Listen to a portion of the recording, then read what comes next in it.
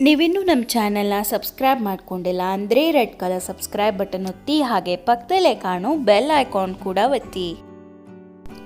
Hello friends, ನಾನಿವತ್ತು ನಿಮ್ಮೆಲ್ಲರಿಗೂ ಒಂದು ಸ್ಪೆಷಲ್ ಆಗಿರೋ ಪಾಯಸನ ಮಾಡೋದು ಹೇಗೆ ಅಂತ ತೋರಿಸ್ಕೊಡ್ತಾ ಇದ್ದೀನಿ. ನೀವು ಎಲ್ಲರೂ ಅಕ್ಕಿ ಪಾಯಸ ತಿಂದಿರ್ತೀರಾ, ಅಥವಾ ಶಾವಿಗೆ ಪಾಯಸ ತಿಂದಿರ್ತೀರಾ, ಅಥವಾ ಸಾಬುದಾನ ಪಾಯಸ ತಿಂದಿರ್ತೀರಾ. ಆದರೆ ಯಾವತ್ತಾದರೂ ಪೂರಿ ಪಾಯಸ ತಿಂದಿದ್ದೀರಾ ಅಥವಾ ಅಪ್ಪೆ ಪಾಯಸನ ತಿಂದಿದ್ದೀರಾ? ತುಂಬಾ ರುಚಿಯಾಗಿರುತ್ತೆ. ಇದನ್ನು ಕಂಪಲ್ಸರಿಯಾಗಿ ಬ್ರಾಹ್ಮಿನ್ಸ್ ಮದುವೆ ಮನೆಗಳಲ್ಲಿ ಮಾಡಿರ್ತಾರೆ.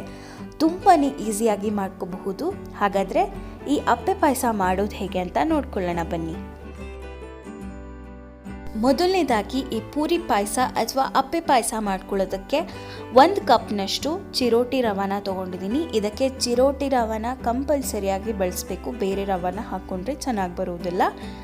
ಈಗ ಒಂದು ಬೌಲ್ಗೆ ಚಿರೋಟಿ ರವಾನ ಹಾಕೊಂಡಾದ್ಮೇಲೆ ಒಂದು ಚಿಟಿಕೆ ಅಷ್ಟು ಉಪ್ಪನ್ನು ಹಾಕೊಂಡ್ಬಿಟ್ಟು, ಹಾಗೆ 1 ಟೀ ಸ್ಪೂನಷ್ಟು ತುಪ್ಪನ ಹಾಕೊಂಡ್ಬಿಟ್ಟು ರವೆ ಜೊತೆಲಿ ಇದನ್ನು ಕ್ಲೀನಾಗಿ ಮಿಕ್ಸ್ ಮಾಡ್ಕೋಬೇಕಾಗತ್ತೆ.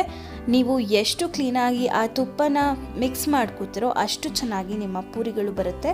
ಈ ಪೂರಿಗಳು ಉಬ್ಬೋ ಅಂಥ ಅವಶ್ಯಕತೆ ಇರೋದಿಲ್ಲ. ಆ ಪಾಯಸದಲ್ಲಿ ಮುರಿದು ಹಾಕೋದ್ರಿಂದ ಸ್ವಲ್ಪ ಗರಿ ಗರಿಯಾಗಿ ಆಗಬೇಕಾಗತ್ತೆ. ಸೊ ಇದನ್ನು ತುಪ್ಪದಲ್ಲಿ ಕ್ಲೀನಾಗಿ ಮಿಕ್ಸ್ ಮಾಡ್ಕೋಬೇಕು.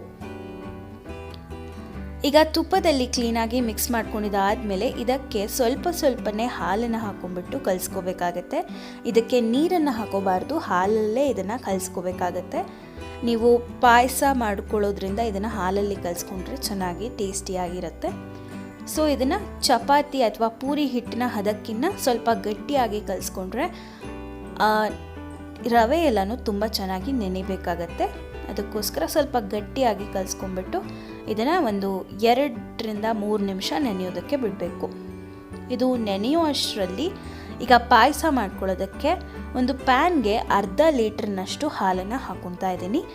ನೀವು ಜಾಸ್ತಿ ಜನಕ್ಕೆ ಮಾಡೋದಾದರೆ 1 ಲೀಟ್ರು ಅಥವಾ 1.5 ಲೀಟ್ರು, ನೀವು ಎಷ್ಟು ಜನಕ್ಕೆ ಮಾಡ್ಕೋಬೇಕಾಗುತ್ತೋ ಅಷ್ಟು ಲೀಟ್ರ್ ಹಾಲನ್ನು ಹಾಕೋಬಹುದು. ನಾನಿಲ್ಲಿ 1/2 ಲೀಟ್ರ್ ಹಾಲಿಗೆ ಒಂದು 4 ರಿಂದ 5 ಜನಕ್ಕೆ ಮಾಡ್ಕೋಬಹುದು. ಈಗ ಹಿಟ್ಟು ಕೂಡ ನೆಂದಿದೆ. ಇದನ್ನು ನೆಂದಿದ್ದಾದಮೇಲೆ ಒಂದು ಸತಿ ಕ್ಲೀನಾಗಿ ಅದನ್ನು ನಾದ್ಕೊಂಡ್ಬಿಟ್ಟು, ನೀವು ನಾದ್ಕೊಂಡಷ್ಟು ಅದು ಚೆನ್ನಾಗಿ ಹೊಂದ್ಕೊಂಡಿರುತ್ತೆ. ಇದಕ್ಕೆ ರವೆ ಅಷ್ಟೇ ಹಾಕ್ಕೊಂಡಿರೋದ್ರಿಂದ ಸ್ವಲ್ಪ ಚೆನ್ನಾಗಿ ಇದನ್ನು ನಾದ್ಕೋಬೇಕಾಗತ್ತೆ.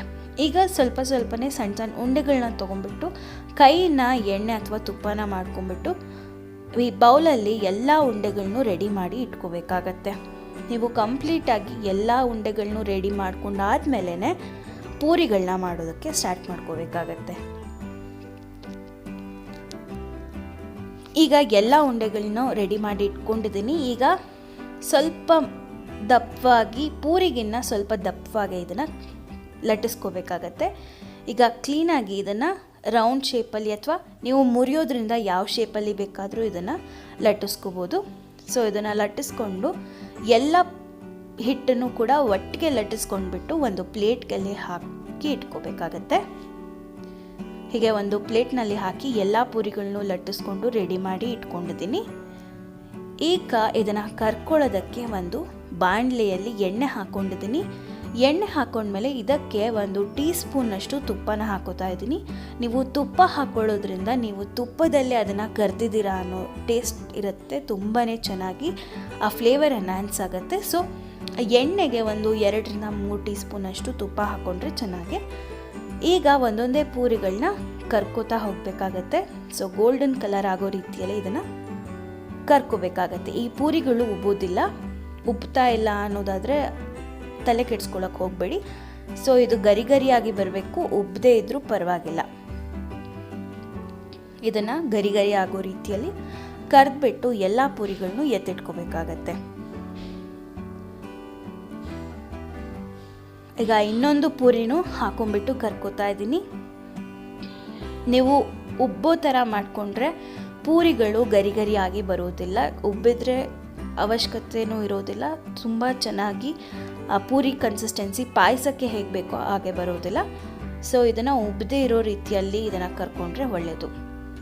ಸೊ ಇದನ್ನು ಗೋಲ್ಡನ್ ಕಲರ್ ಆಗೋ ರೀತಿಯಲ್ಲಿ ಕರ್ದ್ಬಿಟ್ಟು ತೆಗೆದಿಟ್ಕೊಂಡ್ರೆ ಈ ಪೂರಿಗಳೆಲ್ಲ ರೆಡಿ ಆಗತ್ತೆ. ಈಗ ಈ ಕಡೆ ಬಿಸಿ ಆಗೋಕ್ಕೆ ಇಟ್ಟಿರೋಂಥ ಹಾಲಿಗೆ ಕ್ಲೀನಾಗಿ ಇದನ್ನು ಕುದಿಸ್ಕೊಂಡ್ಬಿಟ್ಟು, ಕುದಿಸ್ಕೊಂಡಿದ್ದಾದಮೇಲೆ ಇದಕ್ಕೆ 1 ಕಪ್ನಷ್ಟು ಸಕ್ಕರೆನ ಹಾಕೋಬೇಕಾಗತ್ತೆ. ನೀವು ಸಕ್ಕರೆನ ಟೇಸ್ಟ್ಗೆ ಅನುಗುಣವಾಗಿ ಚೇಂಜ್ ಮಾಡ್ಕೋತಾ ಇರ್ಬೋದು. ನಾನಿಲ್ಲಿ ಸಕ್ಕರೆ ಪುಡಿನ ಹಾಕೊಂಡಿದ್ದೀನಿ. ಸೊ 1 ಕಪ್ನಷ್ಟು ಹಾಕೊಂಡಿದ್ದೀನಿ. ಸಕ್ಕರೆ ಪುಡಿನ ಹಾಕೊಂಡಾದ್ಮೇಲೆ ಇಲ್ಲಿ ಒಂದು 1/4 ಕಪ್ನಷ್ಟು ಬಾದಾಮಿ ಪೌಡರ್ನ ಹಾಕೊಂಡಿದ್ದೀನಿ. ಈ ಬಾದಾಮಿ ಪೌಡರ್ ಹಾಕೊಳ್ಳೋದ್ರಿಂದ ಆ ಪಾಯಸಕ್ಕೆ ತುಂಬಾ ಚೆನ್ನಾಗಿರೋವಂಥ ಟೇಸ್ಟ್ ಕೊಡುತ್ತೆ. ಇದಿಷ್ಟನ್ನು ಹಾಕ್ಕೊಂಡು ಒಂದ್ಸತಿ ಕುದಿಸ್ಕೊಂಡಿದ್ದಾದಮೇಲೆ ಈಗ ಇಲ್ಲಿ ರೆಡಿ ಮಾಡಿ ಇಟ್ಕೊಂಡಿರೋಂಥ ಪೂರಿಗಳನ್ನ, ಗರಿ ಗರಿಯಾಗಿ ಆಗಿರೋವಂಥ ಪೂರಿಗಳನ್ನ, ಒಂದೊಂದೇ ಪೂರಿಗಳನ್ನ ಮುರ್ಕೋಬೇಕಾಗತ್ತೆ.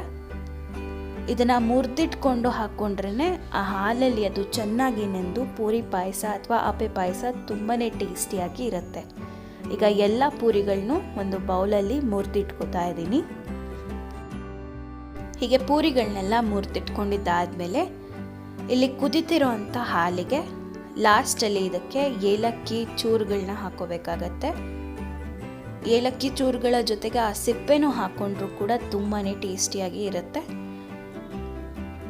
ಸೊ ಇದನ್ನು ಕುದಿಸ್ಕೊಂಡಿದ್ದಾದಮೇಲೆ ಲಾಸ್ಟಲ್ಲಿ ಇದಕ್ಕೆ ಮುರಿದಿಟ್ಕೊಂಡಿರೋ ಅಂಥ ಎಲ್ಲ ಪೂರಿಗಳನ್ನೂ ಇದಕ್ಕೆ ಆ್ಯಡ್ ಮಾಡ್ಕೊಂಬಿಟ್ಟು ಒಂದು 2 ನಿಮಿಷ ಇದರಲ್ಲಿ ಕುದಿಸ್ಕೊಂಬಿಟ್ಟು ಬಿಸಿಯಲ್ಲಿ ಇಟ್ಟು, ನೀವು ಜಾಮೂನು ಎಲ್ಲ ಮಾಡುವಾಗ ಹೇಗೆ ಪಾಕದಲ್ಲಿ ಹಾಕಿ ಅದನ್ನು ಸ್ವಲ್ಪ ಹೊತ್ತು ತಣ್ಣಗಾಗೋ ರೀತಿಯಲ್ಲಿ ಬಿಡ್ತಿರೋ, ಇದನ್ನು ಕೂಡ 1-2 ನಿಮಿಷ ಕುದಿಸ್ಕೊಂಬಿಟ್ಟು ಆ ಪೂರಿನ ಹಾಲಲ್ಲಿ ನೆನೆಯೋ ರೀತಿಯಲ್ಲಿ ಇದನ್ನು ನೆನೆಸ್ಕೊಂಬಿಟ್ಟು ಆಮೇಲೆ ಇದನ್ನು ಒಂದು ಬೌಲ್ಗೆ ಹಾಕಿ ಸರ್ವ್ ಮಾಡಿಕೊಂಡ್ರೆ ಸಖತ್ತಾಗಿರೋ ಪೂರಿ ಪಾಯಸ ಅಥವಾ ಅಪ್ಪೆ ಪಾಯಸ ಸಖತ್ತಾಗಿ ರೆಡಿ ಆಗುತ್ತೆ. ಸೊ ಯಾವಾಗಲೂ ಶಾವಿಗೆ ಪಾಯಸ, ಅನ್ನದ ಪಾಯಸ ಅಥವಾ ಸಾಬುದಾನ ಪಾಯಸ ತಿಂದು ಬೇಜಾರಾಗಿದ್ದರೆ ಈ ಥರ ಒಂದು ಸತಿ ಟ್ರೈ ಮಾಡಿ ನೋಡಿ, ತುಂಬಾ ಇಷ್ಟಪಟ್ಟು ತಿಂತೀರ. ಸೊ ನೋಡಿದ್ರಲ್ಲ ಫ್ರೆಂಡ್ಸ್, ಎಷ್ಟು ಈಸಿಯಾಗಿ ಪೂರಿ ಪಾಯಸ ಅಥವಾ ಅಪ್ಪೆ ಪಾಯಸ ಡಿಫ್ರೆಂಟ್ ಸ್ಟೈಲಲ್ಲಿ ಹೇಗೆ ಮಾಡೋದು ಅಂತ. ಸೊ ನೀವು ಕೂಡ ಖಂಡಿತ ನೀವೊಮ್ಮೆ ಟ್ರೈ ಮಾಡಿ ನೋಡಿ ಹೇಗೆ ಬಂತು ಅಂತ ನನಗೆ ಕಮೆಂಟ್ ಮೂಲಕ ಖಂಡಿತ ತಿಳಿಸಿ. ಹಾಗೆ ಈ ರೆಸಿಪಿ ಇಷ್ಟ ಆಗಿದ್ದರೆ ಪ್ಲೀಸ್ ಲೈಕ್ ಮಾಡಿ, ಶೇರ್ ಮಾಡಿ. ನಮ್ಮ ಚಾನಲ್ನ ಇನ್ನೂ ಸಬ್ಸ್ಕ್ರೈಬ್ ಮಾಡ್ಕೊಂಡಿಲ್ಲ ಅಂದರೆ ಖಂಡಿತ ಸಬ್ಸ್ಕ್ರೈಬ್ ಮಾಡ್ಕೊಂಡು ನಾನು ಮತ್ತೆ ಇನ್ನೊಂದು ಸೂಪರ್ ರೆಸಿಪಿಯೊಂದಿಗೆ ಮತ್ತೆ ನಿಮ್ಮ ಮುಂದೆ ಬರ್ತೀನಿ. ಅಂಟಿಲ್ ದೆನ್ ಟೇಕ್ ಕೇರ್, ಬಾಯ್ ಬಾಯ್.